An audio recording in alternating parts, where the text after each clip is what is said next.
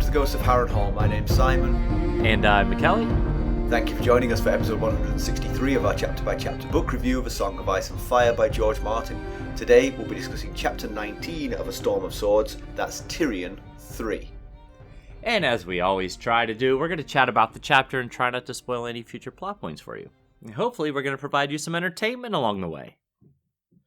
We'll summarise what happened, discuss our thoughts on it, provide some useful background, compare it to the television show, indulge in a little pedantry, and cover some relevant news and listener correspondence. Be sure to check out the show notes. They'll provide you some additional information about the characters and other things of note in this chapter. How are you, Mackelly? I'm doing fine. I'm doing fine this morning. How about you? I'm doing all right. I mean, I'm still in a sort of spiraling financial meltdown. It's like, I can't catch a break. We've been feeling that same way basically since the start of summer. We're just like, where is the money going? I've told you before that I couldn't get through it quicker if I had a bonfire of cash, which I was constantly feeding. Sometimes it feels like that's what it is, a bonfire of cash. Like, just keep shoveling it in. Well, I will say, you see in the notes here, it says GOHFC. Oh, yes, I did see that. I have no idea what this means, but I'm excited. So Ethan was here this past week, and when he's here, he usually hangs out with us at night, so Stacey and I don't watch our usual lineup of shows that we watch. Like, I didn't get to watch House of the Dragon episode until Thursday instead of Sunday. So Ethan and I took to watching this Welcome to Wrexham show about Ryan Reynolds and Rob Mackelly, I think his name is, buying the Welsh soccer team. I'm acutely aware, Mackelly. Yes, okay. Well, for anyone else out there who's not aware, they buy a Welsh soccer team that's been kind of down on its luck. It's below Oldham, correct? I mean, Oldham's in Division 2, and Wrexham is the division below that, right? Mackelly... This is a sort of subject. This might be it. This might be it for this podcast. Oldham last season fell into the division with Wrexham. Oh, that's okay. They are currently our bitter rivals. So do not take their side, let me tell you. Would never do such a thing. With their Deadpool money. Yeah, exactly. Well, so yeah, that's the thing. So they buy this club, and Rob Mackelly in the first episode says, I knew, I have TV star money. I knew I was going to need movie star money. I knew I was going to need superhero movie star money. And so he taps Ryan Reynolds, and they'd actually never met in person before they buy this club together. But that was very strange. I read that. Yeah, I found it odd too. But basically, they're just doing this documentary, like the whole thing, from the idea to buy it all the way through the purchase process, and it's all documented. But my issue, it's a fun show, I'm enjoying it, but my issue with it is that they're actors doing a documentary. So the whole time they're doing the documentary, in my mind, I think they're just acting. Like I envision Ryan Reynolds being handed a sheet of information about this club he bought 10 minutes before the Zoom calls that they have, reading up on it, and then being like, what? Oh, goodness, wow. So, but anyway, why it says GOHFC is because I thought we should take our podcast riches and buy a club, possibly Oldham. We could dump, all this GOH wealth into Oldham and become rivals. See which. Now, I will say that I actually think that Ryan Reynolds is a bit of a hard-nosed businessman. Yes, he knows what he's doing. Certainly seems to be. Right? Yes.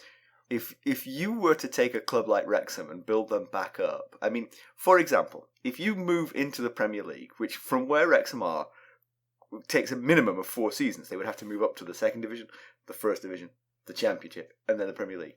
But when you move into the Premier League, you get written a cheque for conservatively $350 million. Woo! That'll that work. Day. They just hand it over to you, yeah? Right. And optimistically, way over $500 million. Way over $500 million. So this is chump change compared to what the riches you can make from owning a soccer club. Yes. However, the bonfire of cash would be a much bigger bonfire of cash in the meantime. So you do need movie star reserves to get to that point. Sure. But if you get there, oh my goodness, you can become super wealthy after this. Yes, I can imagine. But, Ethan kept making the argument. He's like, but this is not fair. Like, they got that player, like the best player in the champion division or Division 1 or something, that should have gone to the champion division. Instead, he came all the way down to, I shouldn't say all, okay. He took a couple steps back. You are on thin ice. I can see it in your face. He took a couple steps back to play for Wrexham when no other team in that division would be able to get such a quality player.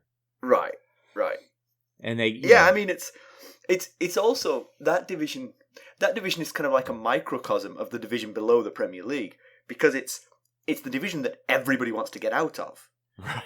So it's hard scrabble, and people, on a much smaller scale, people really invest. I mean, if you're a billionaire, any team in the division below the Premier League is a great investment. Oh, sure. Because you've got a 3 in 22 chance of moving up to the Premier League and getting that $500 million check. Sure. Yeah. In 1 year. Buy low. Yep. Right.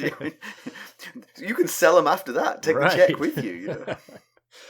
So, anyway. But it's the fifth tier, which is where Wrexham and Oldham are, is a sort of microcosm of that, because it's the first league that's not fully professional. Above that is fully professional. And so there's television money and stuff like that in the division above. And, definitely not riches, but a lot more than in the fifth tier. Sure. Right. My sister is still going to almost every Oldham game. I mean, and we were Premier League. Just remind you of this. We were Premier League. Right. And now we're in this fifth tier of semi-professionals. And we've become such a mar and par operation. I mean, she knows, she's on first name terms with every single person involved in the club. Oh, wow. Because wherever she stands, she's within talking distance of them. Or yelling distance of the players. In Lucy's case. So, anyway, I think that's what we should do with all of our riches we've generated. We will have to buy a smaller club than that, let me tell you. Maybe. Because that's the thing. How do you pay anyone? Because, I mean, where do you get money from? Because we're trying to figure that out just between ourselves. How do we pay ourselves? We might have to start with like an 8U soccer team. Right. I mean, because you're going to get no gate receipts and you're going to get no sponsorships. You have no income, essentially. Right. Oldham and Wrexham, they have a little bit of that, but not enough to pay real wages to their players. Sure. Yeah. So it's just a cash. It is a cash cow in the wrong direction. So it is a huge advantage for Wrexham to have, let's say, Ryan Reynolds' money. Right. I mean, because the other clubs are just scratching by. Right, exactly. And with Ryan Reynolds' money, they can afford to operate at a loss. Right. Yeah. Now, there are some financial fair play rules in place to stop people from operating at a significant loss. Oh, okay. For exactly that reason. Yeah. Major League Baseball should adopt that, but that's for another day. The thing is that they're not that strong and they're not that well policed. So I'm sure if he wanted to lose $4 million a year, he could, and he would have a very good team down there. But even that, it's just no guarantee. I mean, it's just no guarantee. Yeah. Well, we didn't watch that many episodes, but things aren't exactly going swimmingly thus far. Yeah. So. I did see when Wrexham came to Oldham for the game, I did see that the fans were fighting in the streets outside, which was rather exciting. Back to the old days. Yes. Okay. I really wished. I saw a video of it, and it looked, like typical football hooliganism. I really wished both sides were wearing Deadpool masks. It made it much funnier. Yes, it would have. Well, before we started recording, we were like, okay, we've got a huge show, so let's not dilly-dally before we start. Well, then you started talking about football. I know. What do you expect me to do? Anyway. Let's get down to business then. How did we leave Tyrion Lannister? Last we saw of Tyrion, he was paying a visit to Lord Varys in Varys' own sparse chambers. He learned that Grand Maester Pycelle was being reinstated to the small council, and Sir Boros Blunt was being reinstated to the Kingsguard. both loyalists, especially now, to his father Tywin. However, he failed to learn any new information about the motives behind Sir Mandon Moore's attempt on Tyrion's life. He scheduled a rendezvous with Shae with plans to break off their relationship for her own good. Right. Shae not only persuaded him otherwise, but to also promise to protect her. Finally, Tyrion sent Bronn to find the singer Simon Silvertongue, who knows much more about his relationship with Shae than Tyrion would like. Mackelly, why don't we give the summary of this one? Okay. Tyrion sits at the small council table with the other council members. There are many new faces around the table. Aside from his father and his uncle Kevan, they're joined by the Reach Lords Mace Tyrell, Paxter Redwyne, and Mathis Rowan. Tyrion realizes that with all the new faces since he last sat at this table, the rules of the game have changed. However, he's not sure what the new rules are. Tywin wants to kick things off by getting a war update. Varys is happy to oblige. He's got good news. Randall Tarley met the Northern Force led by Robert Glover and Helman Tallhart outside of Duskendale and sent the Northern Force into a retreat to Harrenhal. In their path, the Northmen will soon find Sir Gregor Clegane and his men.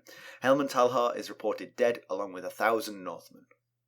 Tywin adds that his brother-in-law/cousin, Sir Davin, is reforming what's left of Davin's late father Stafford's army. When Robb Stark goes north to reclaim Winterfell, the force will descend upon Riverrun. Meanwhile, Balon Greyjoy, the newly self-appointed king of the Isles in the north, has proposed alliance terms. The terms are simple. Recognize him as the king of all north of the Neck. A proposal Mace Tyrell and Paxter Redwyne are all too happy to accept. What use is the north anyway? Next on the agenda, the issue of Lysa Arryn and the Knights of the Vale sitting idle thus far. Tyrion wants to take a force into the Vale and crush her, but Tywin has other plans for him. Instead, Petyr Littlefinger Baelish will travel to the Eyrie, woo and marry Lysa, then bring the Vale into the King's Peace. His elevation to Lord of Harrenhal greatly aids his chances of being found as an acceptable match for a woman of Lysa's station, a detail Tyrion realises that Littlefinger knew all along. As for Tywin's other plans for Tyrion, he'll take Littlefinger's place as Master of Coin. The idea makes Tyrion wary. Paxter Redwyne wants to get back to the Greyjoy Alliance offer, seeing merit in adding the Ironborn log ships to his fleet and using the combined force to crush Stannis on Dragonstone. Tywin points out the Ironborn are already doing what they want them to do, fighting the Starks, so why buy the cow when the milk is free? They'll wait to see if a better offer comes along. Tyrion is reminded of the important letters his father was writing when he visited him in the Tower of the Hand. He wonders if these might be associated with this better offer. His thoughts are disrupted when Grand Maester Pycelle announces that 300 Dornishmen are riding for King's Landing, much to the dismay of Mace Tyrell. Tywin shuts Tyrell down and steers the conversation towards sweeter pastures, dividing up the spoils of war. In all, 47 lesser lordlings and 619 knights died for Stannis in the Battle of the Blackwater. As traitors, their heirs will be disinherited, and their lands and castles given to more loyal subjects. Mace Tyrell proves to have an appetite for the fruits of victory that suit his portly stature. His top prize is Brightwater Keep, seat of House Florent. Its lands and incomes will now belong to his second son, Sir Garland. A few minor details put a wrap on the meeting. Sir Adam Marbrand has found some crystals from the previous High Septon's crown. Tywin wants a new one commissioned for the new High Septon in time for the royal wedding. An actual kraken was spotted off the coast of the Fingers. A war between Tyrosh and Lys seems imminent, and a 3-headed dragon has hatched in Karth. None of that interests Tywin. What news of his missing nephew Tyrek? No news of Tyrek. However, some Goldcloaks who fled during the battle have returned. Tyrion and Varys argue that they be sent to the Night's Watch, as ravens with dire tidings have arrived from Castle Black. Tywin's not interested. Let Robb Stark and Balon Greyjoy sort that out. They want to be kings. The men's knees will be broken with hammers as a lesson. With that, Tywin closes the meeting for all but his family. When alone, Tyrion questions his promotion to Master of Coin, a notion put forth by Littlefinger himself. That's Tyrion's concern. He doesn't trust Littlefinger, neither should his father. Kevan points out that Littlefinger has been loyal. In fact, just yesterday he brought word of a Tyrell plan to spirit Sansa Stark away to Highgarden to marry Willas Tyrell. This news shocks Cersei and Tyrion alike.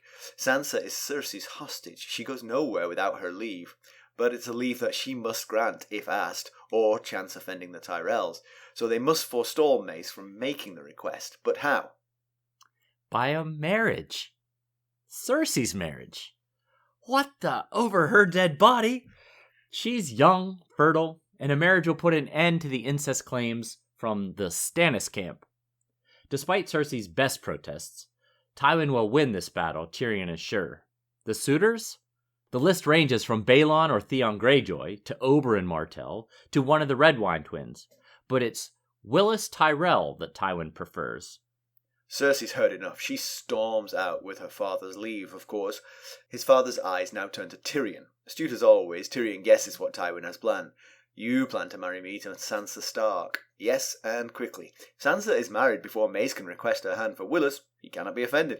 Tyrion is as disturbed as he is intrigued by the prospect of marrying young Sansa. She's a child, but Tyrion Lannister, Lord Protector of Winterfell, has a ring to it. Reluctantly, Tyrion agrees. But there's one issue. Robb Stark will have kids with his Frey wife, and they will be his heirs. Tyrion and Sansa's children will inherit nothing. Not so. Tywin reveals that Robb has married Jane Westerling. Tyrion is stunned, both for Robb's unfathomable decision and the Westerlings. They stand to lose everything. The crag is close enough to Castamere to know what happens to those who cross Tywin, though Tywin seems hardly bothered. Tywin assures Tyrion that the Westerlings are well aware of what happened at Castamere. He leaves Tyrion with a parting line. The greatest fools are ofttimes more clever than the men who laugh at them.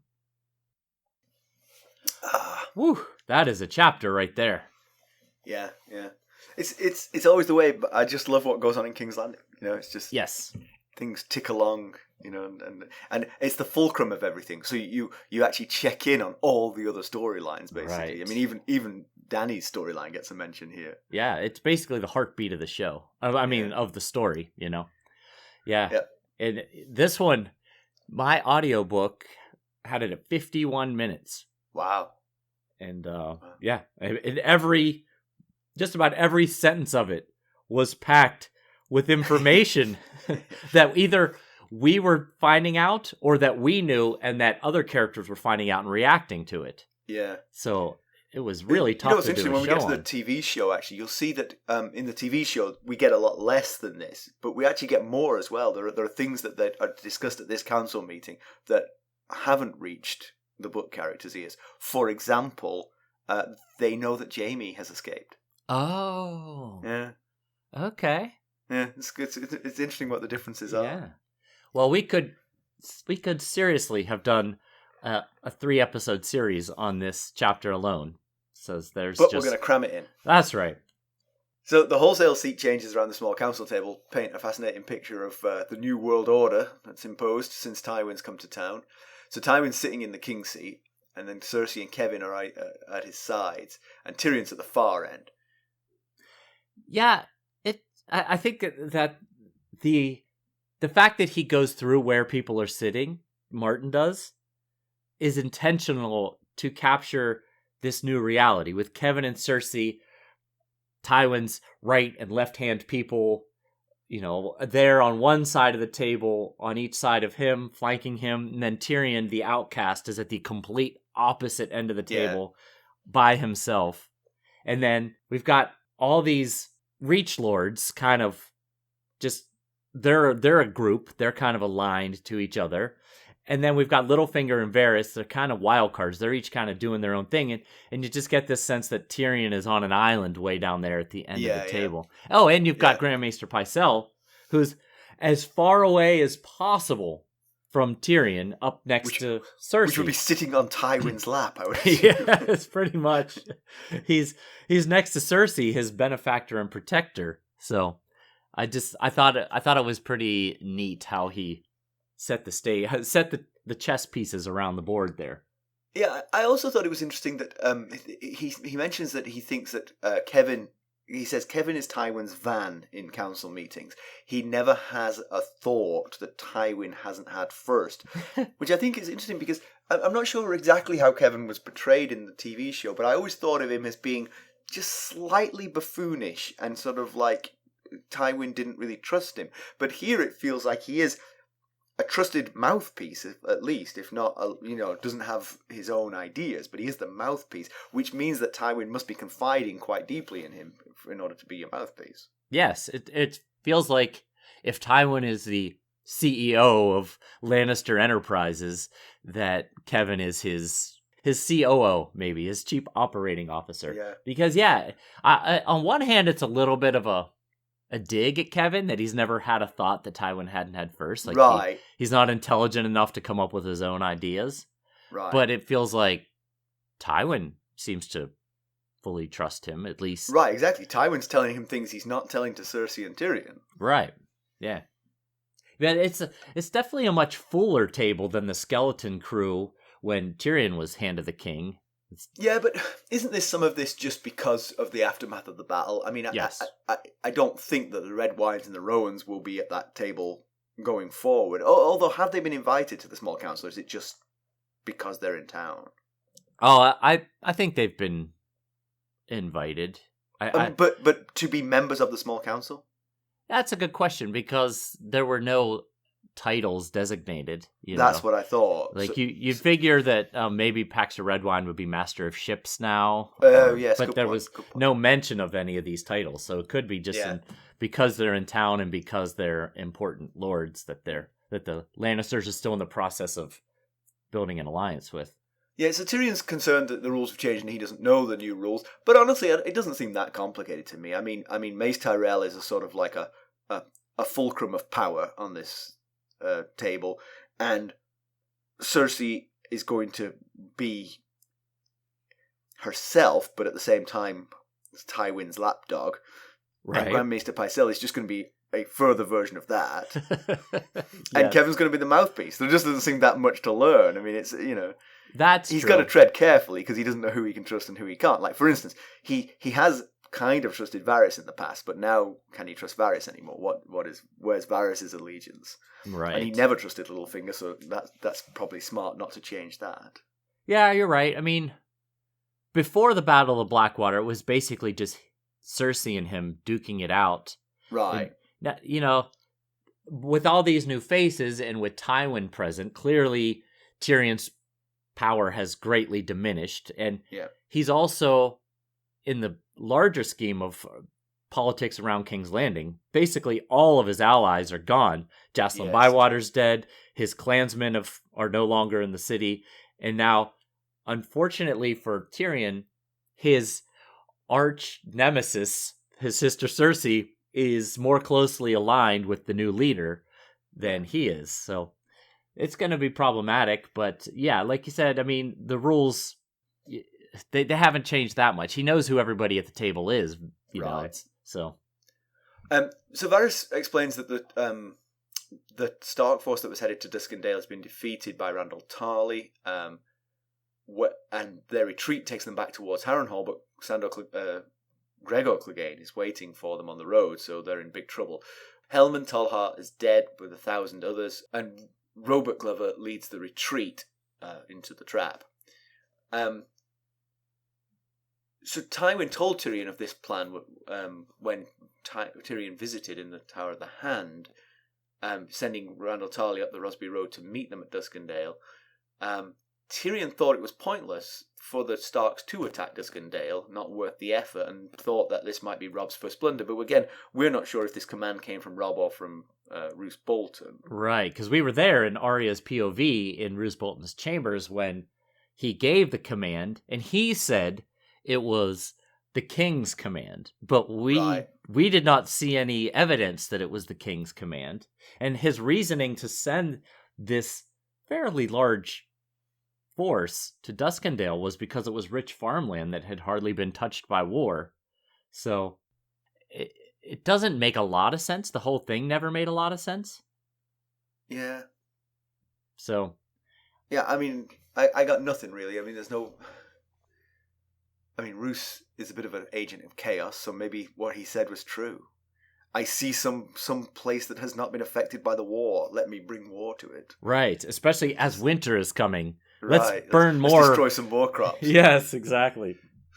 But what is interesting how quickly the Lannisters knew of this plan, and so were able to sort of set the trap for it. So it feels something's leaking out of Harrenhal. Yes, it does. Yeah. We get an update on Lancel. Lancel Lannister is Kevan's son. Apparently, he has some good days and some bad days. You know, he was injured in the Battle of the Blackwater. Cersei comes often to pray for him, and Tyrion, of course, wonders whether she's praying for him to live or die. It's both work, especially the dying. Remember, the reason he was injured in the battle was because part of his deal with Tyrion for spying on Cersei was that he would get command in the battle. Well, be careful what you wish for, Lancel. Right. And when Cersei wanted to bring Joffrey in to Maegor's keep during the battle, Lancel begged her to reconsider. Yeah, it was the moment where Lancel actually sort of did something sort of noble and off his own back. He actually said, "Don't do that. We need the king out here with us." Yeah. Now Tyrion thinks, like you said, he's wondering whether Cersei is praying for Lancel to live or die, because he thinks that now that Tywin is in town, it's a bit dangerous for Cersei to have Lancel, a smoking gun to further incest. Although at least this is cousin to cousin. Tywin married his first cousin, so right, and Cersei is not married at the moment, so right. The crime is not so great, but it's certainly, if news of that got out, it would certainly fan the flames of the incest claim. True. For sure. Yes. But then again, I mean, what's in it for Lancel to reveal this? He's as culpable as she is, and he gains nothing from it other than notoriety. Yeah. Yeah. And he gains a lot of enemies. Right. It doesn't. There'd have to be a really good reason to bring it up. Yeah. So Robb Stark went into the Westerlands and destroyed Stafford Lannister's army. Stafford's son, Davin, is reforming the remnants of that army that was defeated at Ark's Cross. And this is because, Robb was stretched thin, and he's basically retreated back from the west, back to River Run. And so the west is once again in the hands of the Lannisters, and so free to rebuild their armies. Of course, if you've killed their people, that is a big component of the armies. Right, yes. If the original force was routed by... Now, they were routed by a surprise attack by Robb, but, if they've already been routed, a lot of their people were killed, how high quality can this third iteration of the Lannister force be? Because the original Lannister force is with Tywin, what's left of that original one. And the second force was the one that Stafford Lannister was building. That one was destroyed. And now Davin is putting together a third copy of it. So you have to imagine the quality continues to degrade here. Right. But the plan for it is not entirely daft, because they expect that Robb, because of the news of what's going on in the north, Robb is going to have to go north, leaving River Run back undefended again, and this Devon Lannister's army can descend on River Run and besiege it once more, and River Run again becomes, a hot zone. Yeah, that's true. And according to Brendan Tully, there is a bit of upgrade in the leader, because back when, it was like the first Cat chapter of Clash of Kings or something like that, he told Cat that Stafford Lannister was a bit of a dullard, but his son Davin was more of a threat. And now here Davin is putting this one together. So, So Balon Greyjoy has proposed an alliance. He wants everything north of the Neck. And, sort of like there's various opinions on this within the small council. Cersei questions, by what right does he claim half the kingdom? And Tywin makes an interesting point. He says it's by conquest, which, of course, in many ways, for the Seven Kingdoms over the last 300 years, has been the defining way one claims something, by conquering it, all the way back to Aegon. Aegon had no claim to be the king of the Seven Kingdoms, but he had a dragon, and he claimed it, and everyone said, "Oh, okay then." Okay, so you're the leader. So it's all yours. So Tywin, gives legitimacy to Balon's claim. It would give him he already has the stranglehold on the north. He's got Mackelly, Winterfell, and Deepwood Motte. His longships command the Sunset Sea. So, he's in good position. And if the Lannisters wanted to forcibly remove him, it would be a big pain to do that. In the same way, it's going to be a pain for Robb to do it. Right. It'll be a pain for the Lannisters to do it. At least if it were Robb, he is the king of the North. So he should have the remaining the remaining people there should flock to his side. But Mace Tyrell and Pax of Redwyne were all for it. Mace said, if Balon Greyjoy is willing to trade sword and sails for stone and ice, let's do it. Pax of Redwyne, he thought the idea of combining the Ironborn ships with his fleet would equal enough strength to crush Stannis on Dragonstone, but I thought clearly there's not been much recon on the status of the Dragonstone fleet, because we saw when Davos sailed into the fleet or into the harbor there, it was basically empty aside from the and I mean I think some of that is just sort of like parochialism. I mean the Tyrells and the Redwynes, they're soft southern lords. They have no idea what's the point of having the North in the Seven Kingdoms, and so they don't see any reason to sort of to fight it.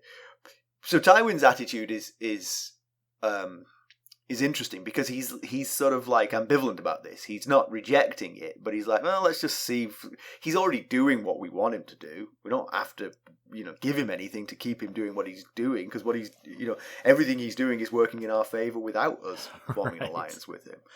Yes. So let's string him along, which seems like a perfect answer to me. But it really, for some reason, it really triggers something in Tyrion that he thinks that he's got another plan. But actually, I actually think, taking Tywin's words at face value, I actually think it's perfectly reasonable. Right. Maybe 6 months from now, we will form an alliance with the Greyjoys. Yeah, and later on, that's what he says to Cersei when he proposes the idea of Balon. He's like, I'm not sure yet how I feel about the Greyjoy alliance. And maybe the better option that Tyrion latches onto. So before I get there, what Tyrion's thinking about is those letters that when he woke up from his coma and met Bronn, and then Bronn helped him get up to the Tower of the Hand, Tywin was writing letters, and important letters, as he put it, and he said some battles are won with sword and spear and some with ravens, and so that's what he's thinking about, what Tyrion is thinking about when he hears this better option thing. And later on in this chapter, once all the rest of the small council leaves, that's when Tywin drops the bombshell of Cersei's going to remarry, and one of the options is Balon or Theon. So maybe that's the different option, rather than, let's just agree to him being the king of the North and the Isles. We'll offer Cersei in marriage, and he'll bend the knee to us. Yeah. And we'll just form an alliance that way. I also find the Redwyne's attitude interesting, because the Redwynes have the largest fleet in the Seven Kingdoms, right? And the Greyjoys have the second largest. I think it's close. I think that sometimes you hear that the Iron Fleet is the largest, but I just find that hard to believe due to their lack of resources. Sparse islands. Yes, and the lack of people and the lack of finances. To me, it always seems like the Redwyne fleet should be larger. But it's interesting. I would have thought that if you're vying for who's got the biggest fleet, you might actually be quite antagonistic towards the Greyjoys. That you might not want an alliance with them, unless perhaps he's a little bit of a coward and he doesn't want any naval battle with them, and therefore being allied with them helps him. Yeah, right. Or maybe, I mean, and sort of extrapolating that, he's talking about, sort of like a naval landing on Dragonstone. Maybe he wants the Ironborn in the vanguard of that to take the losses. Right. We'll be back here. You guys go in there. Outside whatever chain they might have. Yes. They learned from that chain idea. Hey, that's a pretty smart idea. It is possible that Tywin is anticipating what he thinks the Freys might do, and what the Starks fear the Freys might do, which is when the Starks head north and sort of get bogged down in the neck, that the Freys turn on them because they've been so slighted by Robb's marriage. And then right. the better alliance might be with the Freys rather than the Greyjoys. Sure, and that was the fear that Robb voiced last Cat chapter is if we don't make peace with the Freys, we might get stuck in that exact spot. Yeah. And Tywin's probably smart enough to realize that's a possibility that, right. And he also might figure, well, the Starks aren't going to have a lot of luck getting past Moat Cailin from the south, so there's no need to rush here. Let's let this play out a little bit and see what happens before jumping into bed with the Greyjoys, which they clearly aren't all that thrilled about doing. Yeah.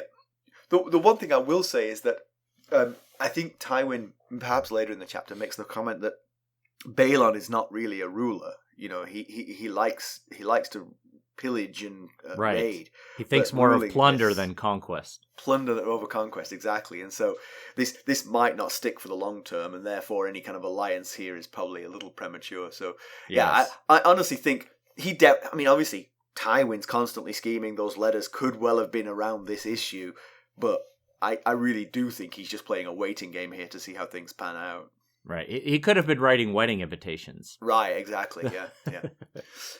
So they're concerned about Lysa Arryn and the Knights of the Vale. We are less concerned because we know that she's completely cowardly and is not going to leave the Vale.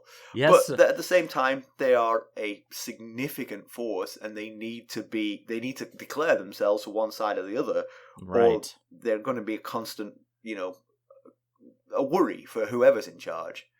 Yeah, it's surely hard for the Lannisters to just ignore them because they are an uncommitted large force, and there's a lot of reasons why the Lannisters would think that the Vale would side with the Starks and the River Lords, as she is the wife of Jon Arryn, who was the foster father to Ned Stark.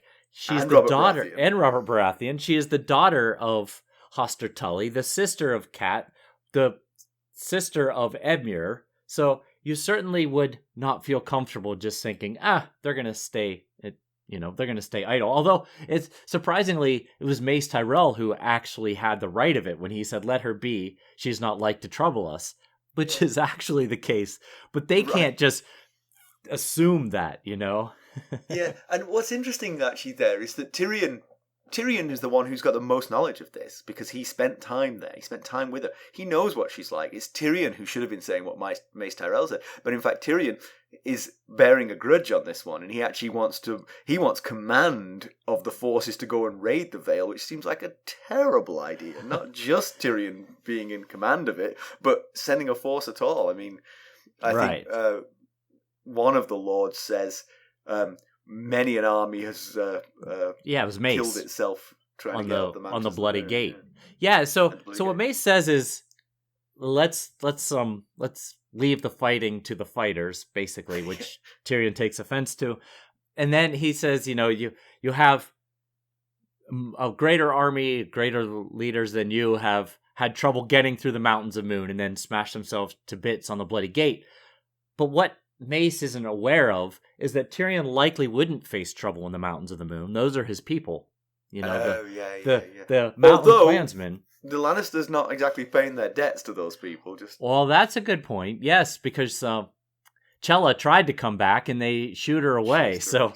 But of course, the Bloody Gate will be a whole nother matter. There's but then I was thinking back to that chapter where he and the mountain clansmen decided to have a little bit of an alliance when Tyrion and Bronn were making their way through the Mountains of the Moon. And at the very end of the chapter, like the last line of the chapter is, he tells them he'll give them the Vale of Arryn.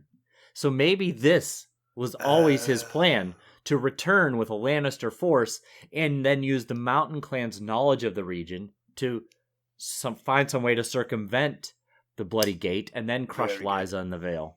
Now he's having that taken away from him, which I'm sure... Right, because Tywin does take it away from him. He already has a plan to take the Vale, and that's using Littlefinger, because Littlefinger is confident that he can woo and marry Lysa and bring her to the Lannister side of things. Will Lysa have you? Is one of the questions that's posed to him, and he said she's had me a few times before. Once again, bragging about his sleeping with the Tully girls. His attitude toward it is kind of gross. Yeah. I have the key here between my legs is another comment he makes, and it's known. We've heard that he brags about taking both the Tully girls' Maidenhead, which is a claim that Cat hotly disputed to Tyrion when he mentioned it.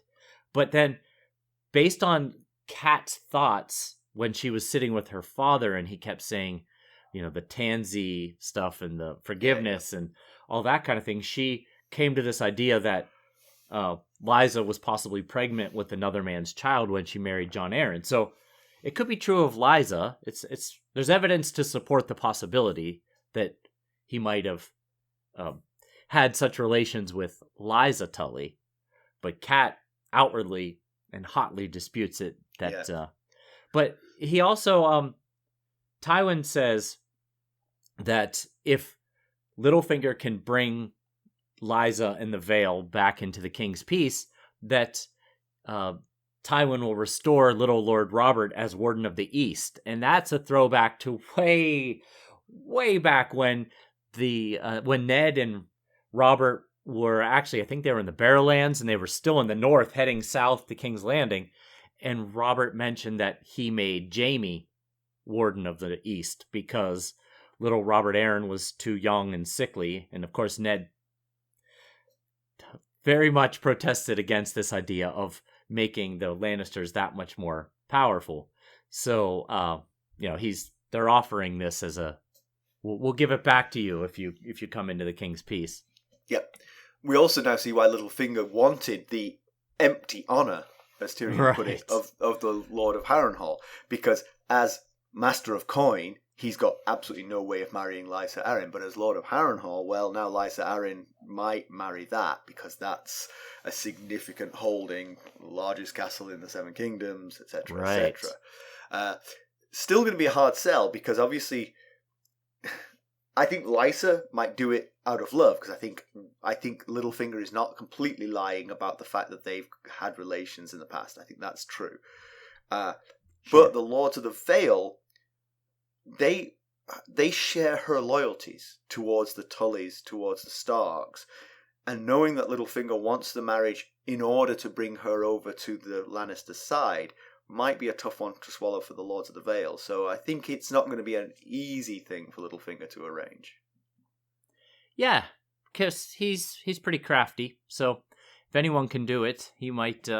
Yes, be the absolutely, one to pull it off. But they also might point to the fact that he's never been to Harrenhal, and it's currently occupied by the North. So his claim to be Lord of Harrenhal is a little bit empty. Right, go set up residence there for a while, and then come back. Yeah. The loss of Littlefinger from the small council leaves a vacancy as Master of Coin, and Tyrion is given that role. Tyrion has a bad feeling about having a Lannister in this role. He doesn't trust... Littlefinger suggested Tyrion for it, and he doesn't trust Littlefinger, so he thinks there must be a trap here. So yeah, he says, I feel a trap. Littlefinger is subtle and ambitious. I don't trust him, and neither should you, is what he tells his father. And so we've heard a lot about just how heavily the crown is in debt. So possibly the trap is setting Tyrion up to be the scapegoat for why the crown has basically been beggared. There were 6 million golden dragons or something in debt, and 4 of which to his own family. Yeah. So some stats like that. So yeah, that's the biggest trap I could think of off the top of my head as far as Tyrion taking the role. It's a good point. So, but Kevan Lannister defends Littlefinger. Just yesterday, he brought he's proving his loyalty. Just yesterday, he brought news of the plan to marry Sansa Stark to Willas Tyrell. So that's where they got this from Littlefinger. So then, I almost want to push this to pedantry because I've got this same comment in pedantry. This does sort of like make the question of the timeline of the dress chapter a little bit interesting, because Right. she's being, again, hypothesizing that Sansa was being fit for a wedding dress at behest of the Lannisters. They would need to know this information before they did that. Yes. Or not necessarily, but to do it hurriedly, they would need to know that piece of information that they only got yesterday. Right. So either the chapters aren't completely chronological here. Maybe Martin wanted to leave some suspense as to why the dress was being made. Right. And so put this chapter ahead of the revelation that they were going to marry her to And Tyrion. the sequence of events could have been, yesterday, news reached Tywin's ears. He immediately sent the dressmaker, and now the small council is hearing about it. Right. So this could be chronological and also not. But there's a slight strangeness to this. And we mentioned in that chapter that it's possible the dressmaker who mentioned that the Queen Regent herself commissioned this dress and made it sound like she talked to her could have just been trying to puff herself up a little bit. Like, yes, I'm on speaking terms with the Queen Regent. That's how cool I am. The other thing is, and this is, I think, a reasonable point. The plan to marry Tyrion to Sansa might have been in place anyway. And the only thing that the news of the plan to marry Sansa to Willas has done is speed the timeline. Sure. Because now it's like, we got to urgently do this because we don't want her to marry anyone else. But whereas it was just like, hey, that's actually a good idea to marry Tyrion to Sansa. We could have Littlefinger running the Vale, Tyrion running the North, right? Cersei running Highgarden. Right. Yeah. Yeah. One other thing about Littlefinger, this section of the conversation before we move on from it is Littlefinger. Tyrion says Littlefinger is a liar, and Cersei cuts him off and says a thing like, called him black, said the raven to the something or other. I can't remember the exact phrasing, but basically like calling Tyrion a liar as well. But so Cersei cuts him off. He never gets to finish what he's about to say. And I wondered if he was about to tell the dagger story that led to his capture and the start of this war. Basically because Littlefinger lied to Cat about Tyrion owning that dagger as a means of saying, no, we can't trust this guy. And here's why. But then, Cersei made her comment and Tywin slammed his hand down and said, you two are Lannisters, you will behave like it. And Tyrion possibly never got back to finishing his thought there. Yeah, we also see how short-sighted and sort of lacking in strategy Cersei can be. She doesn't care if Mace is offended by a rejection of the Sansa Willas plan, whereas Tywin wants to avoid that by not making it, by taking away the possibility as quickly as possible. So I think Varys it's Grand Maester Pycelle weirdly has this piece of information. The 300 Dornishmen are headed for King's Landing. It's the only thing he says. The whole chapter, it's the only line he has. They're going to arrive before the wedding. Mace doesn't like this because that means they're tramping across his land. The years of border skirmishes have left some scars. There is also more recent bad blood. It was Oberyn Martell that crippled Willas Tyrell. Yeah, so I'll give you a little bit on that. I don't think we've been told specifically, but it's not really a spoiler. It was it was during a tournament. It was a fair hit. Oberyn hit Willas with the lance. Willas fell off, but his foot got caught on the stirrups of his horse, and the horse fell on him and damaged his leg.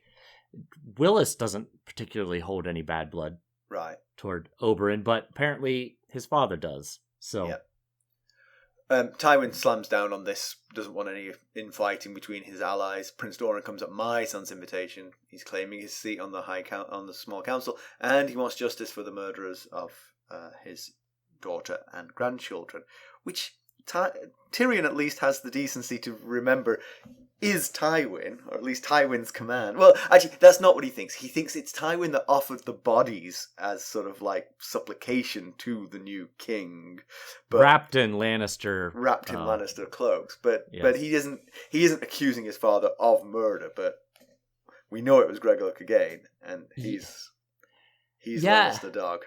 And I found the reactions that Tyrion noticed noteworthy. He said that Paxter Redwyne couldn't give a fig about the hypocrisy of this statement that Tywin was making, but that Mathis Rowan was fit to gag. Right. And so I just wonder if maybe Mathis Rowan is a little more sensitive, a little more empathetic to things than possibly Paxter Redwyne is. I'm not sure what we were supposed to take away from that exactly, but that seemed to be what I got from it anyway. So the spoils of war get divided up. The biggest news here is that the Tyrells basically just absolutely destroy the Florence. They take the Florence seat and give it to their second son, Garland. Yeah, Sir Garland. Yep. That's. I mean, there's been a long history there, right? The Florence used to be the primary house of the Reach, and then they were supplanted by the Tyrells. And so this is finishing off a process that's been going on for a few hundred years. Yeah, sort of. So the Florence were much higher status than the Tyrells until the Field of Fire, right? When the King of the Reach died, and then that's when Aegon the Conqueror up-jumped the Tyrells to Lord Paramount of the Reach, basically. Yeah. And they basically leapt over the Florence. So, and we had discussed previously lots of times about how there might be concern on the Tyrell side that if Stannis won the throne, that the Florence would leapfrog the Tyrells back over again. Right, because the Florence have sided with Renly and then Stannis, so they're 0 for 2 on this. Right. Well, but, the Renly decision falls in line with what their Lord Paramounts did, what the Tyrells did. The Stannis decision, well, not so much, I guess. But it is. I mean, it's kind of like it's a toss of a coin, because if Stannis were to make a comeback here somehow, then the Florence could basically assert the Tyrells' position in the Reach again, and I'm sure that would be what they'll say. Hey, we've stuck with you through thin and thinner. Right. So other little bits of news that come to the small council: a kraken was seen off the fingers. Sir Adam Marbrand has found some of the pieces of the High Septon's crown, which was lost during the riot in King's Landing, where the previous High Septon was killed. Right. Yes. And Adam Marbrand is now the commander of the Gold Cloaks after Sir Jocelyn Lord Jocelyn Bywater died. But then he asks about Tywin asks about his nephew Tyrek. Yeah, and Tyrek also went missing during the riots, and that's not Kevan's son. It might, because he was talking about his nephew and Tywin's brother was sitting next to him. It might have seemed like Tyrek was Kevan's son, but it's actually the second youngest Lannister brother, Tyget, who died of a pox. It's his son. Oh, yeah. And also news of a 3-headed dragon being born in Qarth. We know where that news is coming from. It's not quite accurate, but Jorah was concerned that Dany was showing the dragons to the sailors and that news might reach the Iron Throne, but courtesy of the telephone game nature of that news, the Iron Throne is going to ignore it completely, so no reason to worry. Especially when it's coupled with a kraken being seen off the fingers, right? Sinking in Ebony's ship. So the Gold Cloak deserters, I mean, I don't want to dwell on this. I mean, they debate how to handle it. Varys and Tyrion think they should go to the Night's Watch. Tywin wants to break all their knees, or Cersei wants to kill them all. So they decide to break their knees instead of sending them to Night's Watch. Some of this is just spite towards the Starks and the North generally to not populate the Night's Watch. They feel like the Night's Watch is an adjunct of the Northern Army, which of course it isn't. It really isn't. And it's just, knowing we just came from a Sam chapter where we saw the existential threat that the North poses and why there is a 700-foot wall and a Night's Watch. And it just seems incredibly short-sighted to not send these people that you have betrayed you to go and defend the realm from. It's not like they're going to be fighting you anytime soon. They're the Night's Watch.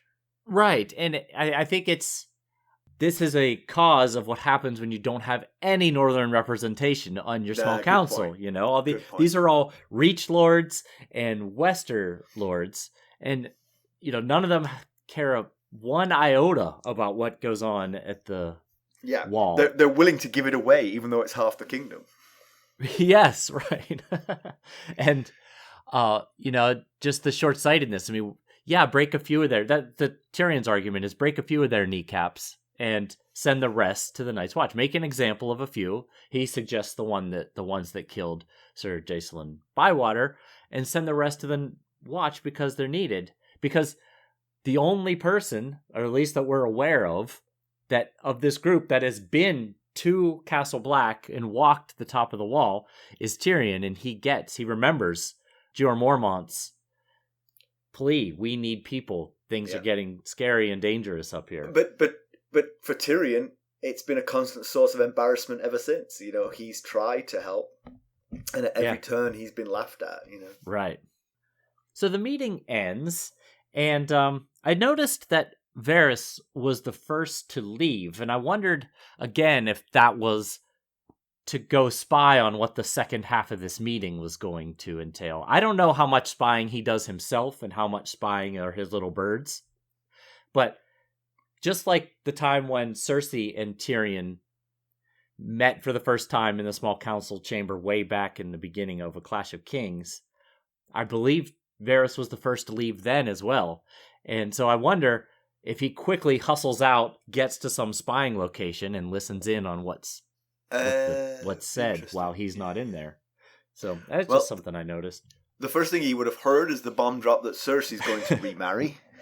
But to an as yet undisclosed husband. Tyrion, the first option mentioned is Balon Greyjoy. Well, and Tyrion thanks the god he does not believe in. He says, "Just when I was about to give up praying, some sweet god gives me this." The vision of his sister being packed off to Pike is I believe the description is like he can't quite suppress the smile that is threatening to spread across his face.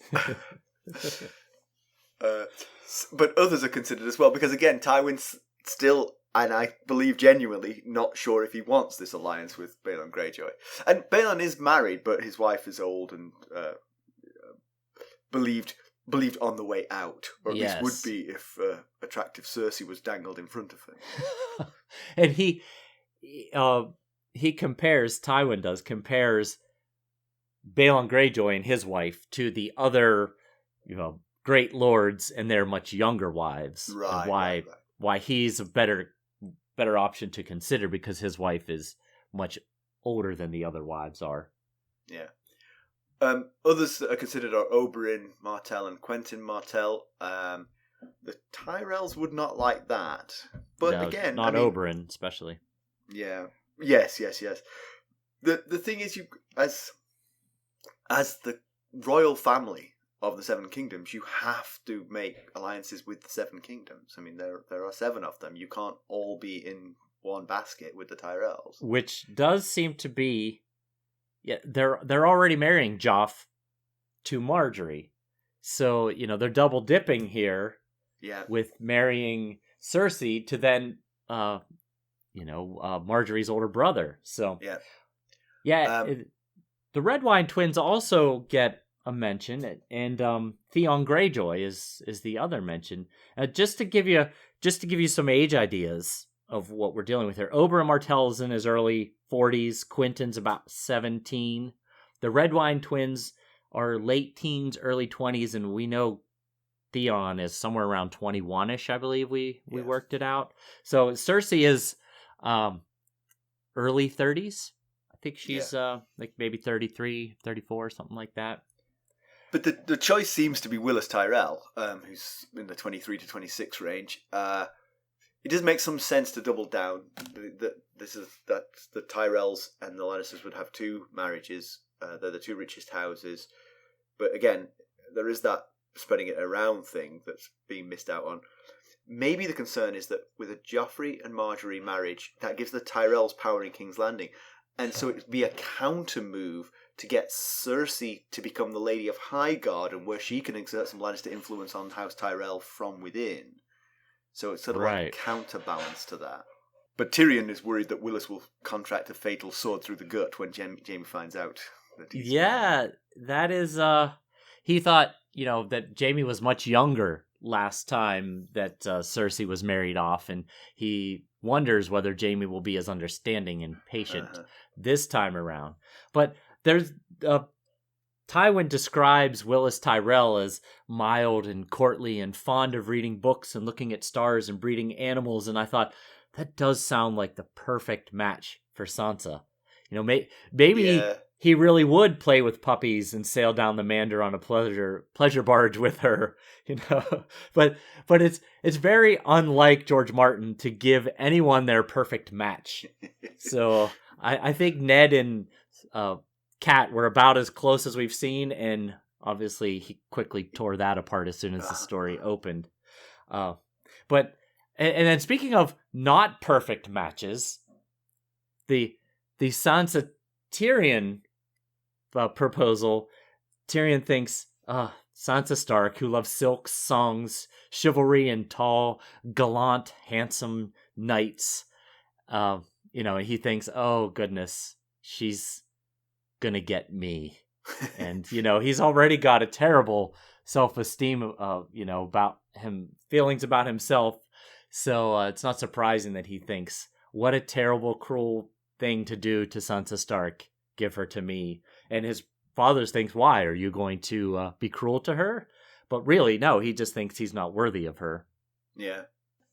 But one thing about the Sansa and Willas news that I feel like we need to at least mention, the marriage proposal news, is I think we should at least consider how Littlefinger got to know this information to tell the Lannisters about it. So we know that Sansa told Sir Dantas, and that concerned us that he might blab accidentally or on purpose to keep his plan as the only option for her to consider. It's possible that others might have known, because we know that he told Sansa previously that they couldn't leave right then before the battle when she wanted to leave, because his friend was out of the city. Now, we can coincidentally, Littlefinger was in Bitterbridge at the time. Or not coincidentally. Yes, right. So it certainly gives some credence to Littlefinger being that friend. Right, and then you've definitely got a progression of information here, from Sansa to Dantas to Littlefinger to Tywin. Yes. So that is the most logical path that this information would have taken. However, Tyrion says something just offhand in this chapter that brings up another possibility. He points out that it was Littlefinger, not the Master of Whisperers, Lord Varys, who provided this information. So that makes you wonder, did Varys not know and got scooped by Littlefinger? Or did Varys know and hadn't reported it because he only gives out information when he sees fit? Right. In that instance, this backfired on him. So if he knew, was he waiting for the right time to release and got scooped by Littlefinger? Or was he wanting to see Sansa get safely out of King's Landing? Yeah. Or maybe as a third, maybe neither of these two. Yeah. Maybe Dantas didn't tell Littlefinger and Varys didn't know about it. Somehow Littlefinger just figured it out. But it's certainly worth thinking about. How did Littlefinger find out that information, and did Varys know? It does worry me, because I think we even hypothesized at the time that Sansa told him that Sir Dantas might not be the right person to tell. And now you've put this together for me. I'm like, oh, I think that's what's happened. I think Sir Dantas has told Littlefinger. Because not because he wants to hurt Sansa, but he feels that that's a possible disruption to the plan he's got to get her out of here, Right. Yeah. So, but then if if that's true, if Littlefinger genuinely wants to get Sansa out of here and is helping Sodontis in that plan, which of course could be completely untrue, Sodontis could be a completely ignorant patsy here, but if it is true, then has this backfired? Because if they're now going to speed up a marriage between Tyrion and Sansa, is that actually going to prevent the plan? Or, if nothing else, is it going to make her, if the plan comes to fruition after the marriage, is she lumbered with Tyrion? Just to put to have Tyrion pack a suitcase too. Right. So, yeah. I mean, we don't have to spend too long, I think, on Sansa and Tyrion. I mean, Tyrion's concerned for Sansa. He feels like she's been through enough, and marrying him is not exactly the reward she was looking for. And he's quite sympathetic towards her. But I think at the same time, he's like, I am actually a nice guy. Right. It wouldn't be the end of the world for her. Yeah. I mean, obviously the biggest issue, which seems not to be an issue at all in Westeros, is the fact that she is a 13-year-old child and he's in his mid to late 20s. But I mean, that seems to not be a problem in Westeros, I guess. So if we're overlooking that incredibly inappropriate element, then I think he, despite his frequent visitations to brothels, I think he really deep down is a loyal man. He's been very loyal to Shae since they've been an item. He loves Shae. He wants to be with Shae. I think he possibly could feel the same way about a wife. And in fact, he thinks that a wife might be the very thing he needs, a castle or a keep of his own away from his family where he can be his own person and not always in the shadow of his family members. Yeah. But overall, the plan is solid. I mean, if Sansa were to have a son, that child would be welcome as Lord of the North, if the North ever comes back and gets out from under Greyjoy control. So it's definitely possible. But the last part of the chapter is about Robb's wedding. And of course, this is news to Tyrion. He's absolutely stunned by this news. But what's very interesting here, which we didn't see coming, is that this all feels like a plan. That the Westerlings, a minor house of the Lannisters, have actually conspired with Tywin Lannister to seduce Robb Stark.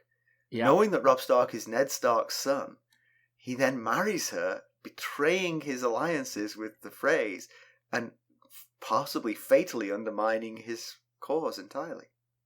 Yeah, and we had slightly discussed that in the Cat chapter when Cat found out. But I didn't believe it. But it just seemed implausible. Exactly. Right, it seemed implausible at the time. Just too much. But he certainly gives that idea some credence here. Especially unless he's just being kind of quick on his feet. Unless he's saying, this has happened and I'm going to thank the Westerlings for this. But that doesn't sound like Tywin. No, it certainly doesn't. And, the very end of the chapter is quite fascinating because Tyrion says, can the Westerlings be such fools to think the direwolf could defeat the lion? And Tywin gives what Tyrion puts an almost smile, which Tyrion says is terrifying to behold, and says, the greatest fools are oft times more clever than the men who laugh at them. Yeah, and it also goes to the fact that Greywind, is that Robb's direwolf? Yeah. Did not like the Westerlings, right? Right. Yeah. That he senses that they're actually not on his side. Huh. Yeah. So it's something we'll have to watch. It's a very cool wrinkle. The funny thing is that when Tyrion asked the question, can the Westerlings be such fools to think that the direwolf can defeat the lion? Well, the answer to that question is not if the Westerlings marry Robb Stark. Right. Without that, there was quite a good chance, but with it... Nope. Do you have some background for us, Mackelly? I do. Now, of course, the logical subject for background here would be the Rain Tarbeck Revolution. However, I didn't think we'd have enough time to cover it properly in this episode because I knew how much we had to cover in the general discussion part. But no worries, there will be opportunities in later chapters to talk about that. I also wanted to cover the Battle of Ashford. However, that's mostly covered throughout the story. We'll get bits and pieces of information from that, so I will leave that alone as well. Instead, I'm going to focus on the path that Tyrion mentions the Dornish contingent will take from Sunspear to King's Landing. So, Mace Tyrell was irked about the prospect of Dorne Martell and company marching through his lands on their way to King's Landing. Tyrion thinks it's unlikely they would do so. Instead, he figures they'll climb the Bone Way, turn east near Summerhall, and come up the King's Road. So, the Bone Way, or the Stone Way as it's more formally called, is a path that runs through the Red Mountains and connects Dorne and the Stormlands. The Bone Way is stony with steep, narrow slopes and twisting passages. There are actually steps carved in the rock of the mountain at its steepest parts. The Dornish side of the Bone Way is guarded by the Castle Ironwood with a Y? Ironwood. I say Ironwood with a Y, yeah, okay. It looks like Ironwood, but instead of a Y, an I, there's a Y. So anyway, it's guarded by the Castle Ironwood, which is the seat of House Ironwood. The head of the house holds the title of Warden of the Stoneway. The path runs north past the River Wyle and ends up at Summerhall in the Dornish Marches. On the northern side, the pass ends at the ruin of Summerhall in the Dornish Marches, like I just said. Of course, that castle is best known for the tragic fire that took the life of King Aegon V and the two closest Duncans to him, Duncan the Tall, the Lord Commander of the Royal Kingsguard, and Duncan the Small, Aegon's son and heir. Alright, comparison with the television show. Tywin's first small council meeting only has the familiar crew, Cersei, Tyrion, Littlefinger, Varys, and Grand Maester Pycelle. The conversation is much abbreviated from this chapter, but as I mentioned, news of Jaime's escape has reached them, but nothing more than that. Tywin is mad at his spies for not having any information on this. Okay. Bolton holds Harrenhal is a piece of news that they share. Robb and company are returning to Riverrun, but no mention yet of the marriage. But that's because this whole Westerling plot is dropped from the TV show. He marries a girl who of no station whatsoever in the TV show. And clearly is not part of a plot, so that story is dropped from the TV show. Littlefinger is off to the Vale to woo Lysa, and his being Lord of Harrenhal gives him a chance. Tyrion is going to become Master of Coin. There's no mention at this time of Tyrion or Cersei marriages, but eventually the Tyrion-Sansa idea is certainly part of the show. I just couldn't find that sort of, like, it wasn't in this meeting that this was mentioned. I don't remember if Cersei is told to marry someone else, but I'll keep an eye on that. All right. Pedantry corner. The timing of the dress. The dressmaker was adamant that she was sent by Cersei Lannister, but Cersei seems ignorant of the plan to marry Tyrion to Sansa. Right. So it just seems a little bit... I mean, we've talked about it. Some of it is just timing. She did storm out of the small council meeting before Tyrion got his news, so maybe she was trying to avoid seeing his happy reaction to getting the news he was marrying Sansa. That's a good point. It's possible that Cersei knew that bit and just didn't know the reason for it. Right. I guess it's possible that she knew Tywin had plans on marrying Tyrion to Cersei, but did not know that the Tyrells. Sorry, to Sansa, but she did not know the Tyrells had planned on marrying Sansa to Willas. Right. So maybe there's no pedantry here, but it is the whole thing's just a little bit confusing. Anyway, yes, that's all I have. You. News and notes. So on November 3rd, which is the week that this episode actually comes out, George Martin will be meeting with Kevan Smith at Kevan's new theater in Highlands, New Jersey. It's called Smod Castle Cinema, for an interview / just general discussion. They're going to talk about comic books and movies and TV and writing success and failures and much more. Tickets are $30 or $75 for a VIP ticket, which gets you reserved seating and a signed copy of Rise of the Dragon. You can buy the tickets at smodcastle.com. By the time this airs, we'll have had a live Buy Me a Coffee Sustainer call. I'm sure we had a great time. I'm sure we always do. Yeah. It's you can bank on it that it's going to be fun. We got a review from on podchaser.com from P.Pixotomari 89.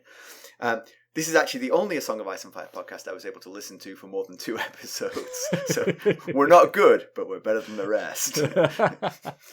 I'm actually on chapter 30-something of book 2, and one of these days my husband was laughing and I asked what happened, and he had just thought of something that in his point of view would make it to Pedantry Corner. Reach out, let us know. Right. If we missed some pedantry, I'm disappointed. And he's not even listening to all the episodes, but that's how captivating the discussions between these two are. 10 out of 10. Oh, thank you very much. Thank you. I thought that was a really fun way to do a review right there. That was cool. So conclusion. So the whole small council meeting might be just for show. I mean, like the only thing that the new lords who are part of the small council, Redwyne, Tyrell, and bail me out, man. Rowan. Mathis Rowan. Rowan, yes. was on the carving up the spoils of war. Otherwise, it was Tywin and Kevan basically presenting evidence and decrees and decisions to the rest of them. Yeah, and this is our first time meeting Mace Tyrell, and we can see why his mom called him Lord Pufferfish or Puffish or whatever she said. He constantly said things like, as a lord, one of your goals is to acquire more, right? Right, sure. And he's just taken everything that House Florent owns. So right. And he was also known to multiple times in this chapter say, "That's what I would do," as do this because that's what I would do. But once again, we see that Sansa's inability to keep news to herself likely cost her here. Yes, it does feel like she told Dantas, and Dantas told Littlefinger, and Littlefinger told the small council of Tywin, Cersei Lannister. Not who she wanted to tell this to. And as a result, she's going to end up not married to the heir to Highgarden, but instead the heir to absolutely nothing at all, Tyrion Lannister. Which has been confirmed by his father in no uncertain terms. Exactly. You could certainly understand her telling Dantos. I mean, he's been a friend to her, basically her only confidant in the Red Keep. He's seemingly made big plans for her escape that are no longer needed, so she possibly felt the need to inform him, "Oh, everything you've just done for me, guess what? I'm not going to need that after all. I've got a different route I'm going to go here." But, maybe the third time will be the charm, and the next time something comes up, she'll just not say anything. Yeah. And so, timing is everything. So when these marriages are scheduled, it does seem that with this knowledge, the Lannisters are going to make sure that she's married before she can ever get out of town. So, but Littlefinger has this, we're speculating that Littlefinger has this plan to rescue her.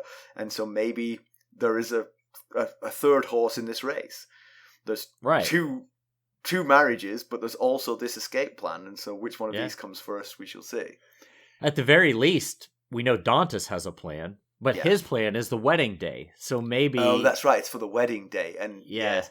And the worrying thing there is, you could imagine the Lannisters waiting till then for the Tyrion Sansa wedding, but the dressmaker said that her dress would be ready long before, plenty of time for the royal wedding. So that makes you think it's going to be before.